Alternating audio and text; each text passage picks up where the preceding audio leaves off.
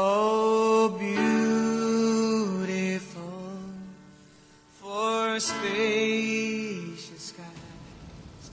We honor every soldier, sailor, airman, Marine, and Coast Guardsman who gave some of the best years of their lives to the service of the United States and stood ready to give life itself on our behalf. At Gettysburg, Lincoln noticed that there is little we can do to honor the peacemakers and the defenders of liberty, alive or fallen, that they haven't already accomplished for themselves. And rather, he said, it is for us here to be dedicated to the great task remaining before us, that from these honored dead we take increased devotion to that cause for which they gave the last full measure of devotion, and that we here highly resolve that these dead shall not have died in vain. These are the champions who helped free a continent, and these are the heroes who helped end a war. Strengthened by their courage, heartened by their value, and born by their memory, let us continue to stand for the ideals for which they lived and died. It was more than a half-century ago, and in another nearly 50 years, at another anniversary, there will be no one left who heard those voices.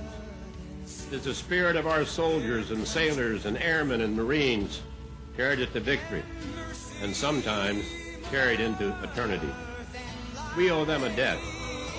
We repay it with a pledge: preserve their memory against the tide of time.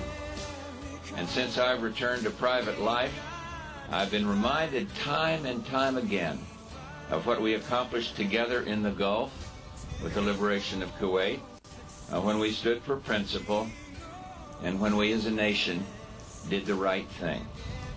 We heard the voices of friends, voices that still haunt and comfort the memory of veterans, voices of confidence and voices of fear, voices that ended in a moment, in a place far from home. I can hear them as if it were yesterday, frozen in time by the intensity of the experience we shared, forever bold, forever determined, and forever young. These are the hidden heroes of a peaceful nation. Our colleagues and friends, neighbors and family members who answered the call and returned to live in the land they defended.